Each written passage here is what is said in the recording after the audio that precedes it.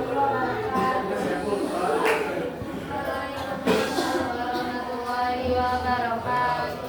Perkenalkan, nama saya Siti Aisyah, perwakilan dari kelompok 8. Di sini saya sebagai moderator kelompok 7 yang membacakan materi mengenai kebijakan Presiden B.J. Habibie. Adapun anggota kelompok 7 yaitu langsung aja kepada pemateri membacakan materinya. Latar belakang.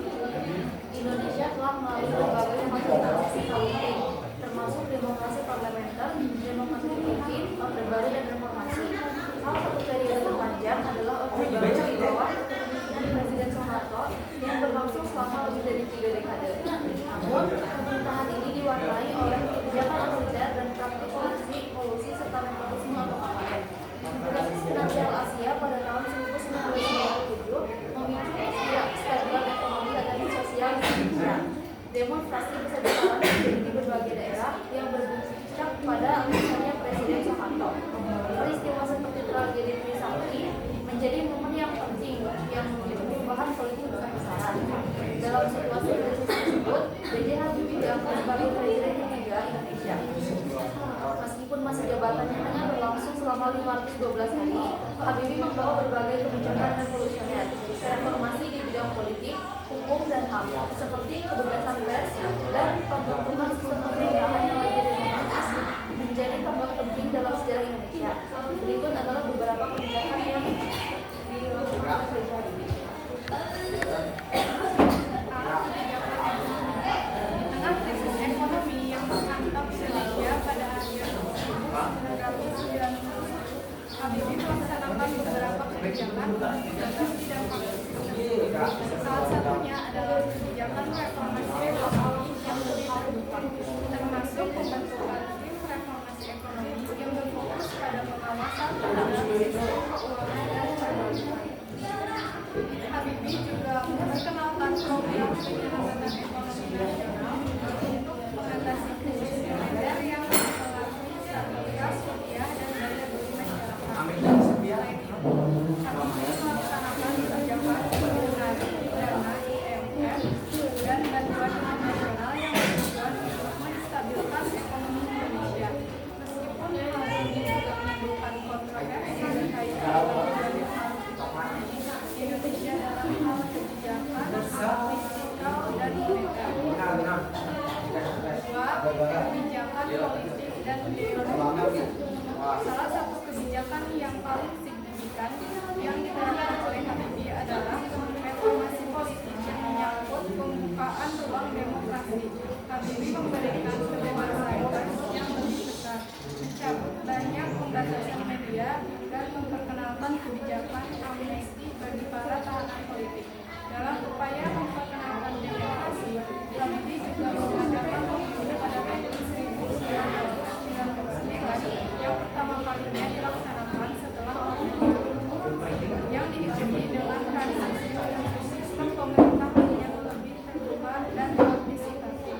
Selain itu, Habibie juga memperkenalkan otonomi daerah yang memberikan wewenang lebih besar kepada pemerintah daerah dalam mengambil keputusan dan pengelolaan anggaran. Tantangan dalam implementasi kebijakan. Meskipun banyak kebijakan yang diterapkan selama masa kepemimpinan Habibie, implementasi kebijakan tersebut dihadapkan pada sebagai tantangan. Salah satunya adalah ketegangan politik yang muncul akibat peralihan kekuasaan dari Orde Baru ke era reformasi. Selain itu, krisis ekonomi yang berkepanjangan, tingginya angka pengangguran, serta ketidakpastian politik pasca penjatuhan Soeharto membuat pelaksanaan kebijakan tersebut sulit. Dampak sosial dari kebijakan ini juga terlihat pada ketidakstabilan sosial yang meluas. Dengan adanya kerusuhan di beberapa daerah dan ketegangan antar kelompok etnis dan agama, meskipun ada langkah maju dalam memperkenalkan demokrasi, tantangan besar dalam menjaga stabilitas sosial dan politik tetap menjadi fokus. Baik, selanjutnya sesi tanya menjawab bagi yang ingin bertanya. Perkenalkan, nama saya Naomi dari kelompok 3 ingin bertanya, apa yang menjadi kontribusi B.J. Habibie dalam perkembangan teknologi di Indonesia?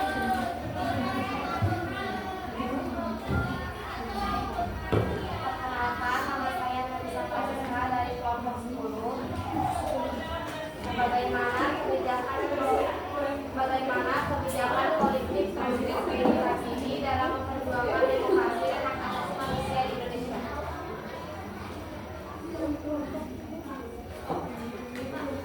Perkenalkan, nama saya Nova dari kelompok 1 izin bertanya, apa saja kebijakan ekonomi yang diterapkan B.J. Habibie untuk memulihkan Indonesia dari krisis?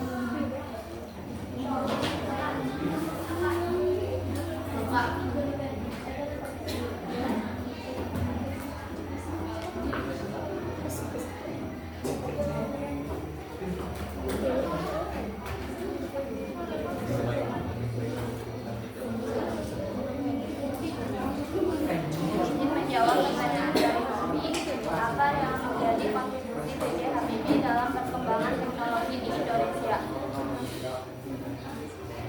Selain di sektor penerbangan, Habibie juga berperan penting dalam pengembangan teknologi informasi di Indonesia.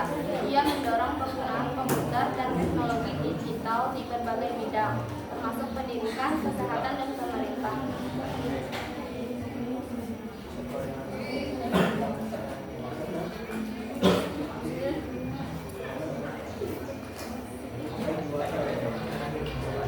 Menjawab pertanyaan dari Nova, apa saja kebijakan ekonomi yang dilakukan B.J. Habibie untuk memulihkan Indonesia dari krisis?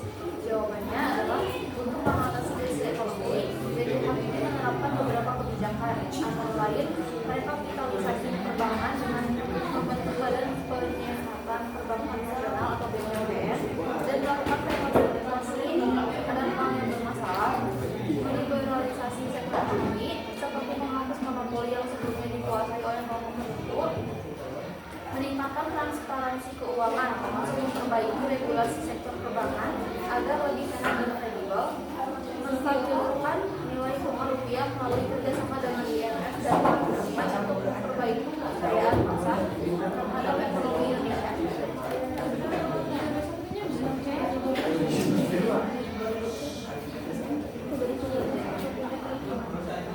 Jadi saya akan menjawab pertanyaan dari Lisa. Bagaimana cara Habibie untuk memuluskan kondisi ekonomi pada awal pemerintahan? Maka awal yang diambil Presiden Habibie untuk mengatasi krisis ekonomi yang terjadi adalah mencari dukungan dari Dana Moneter Internasional atau International Monetary Fund dan komunitas negara-negara penyokong guna memulihkan perekonomian negara.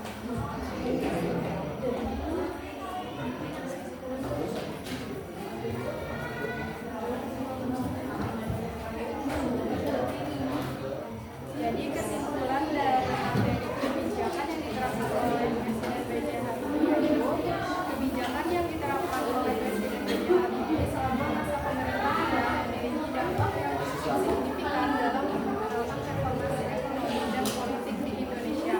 Walaupun menghadapi banyak tantangan akibat krisis ekonomi dan ketegangan politik, kebijakan-kebijakan ini berhasil membuka jalan bagi transisi menuju demokrasi dan memberikan dasar bagi perubahan kebijakan-kebijakan yang diterapkan seperti reformasi ekonomi, kebebasan pers, serta pemilu yang lebih demokratis, meskipun kontroversial, tetap memberikan pengaruh besar bagi perjalanan politik Indonesia. Demikian presentasi dari kelompok 7. Kurang lebihnya mohon maaf. Wassalamualaikum warahmatullahi wabarakatuh.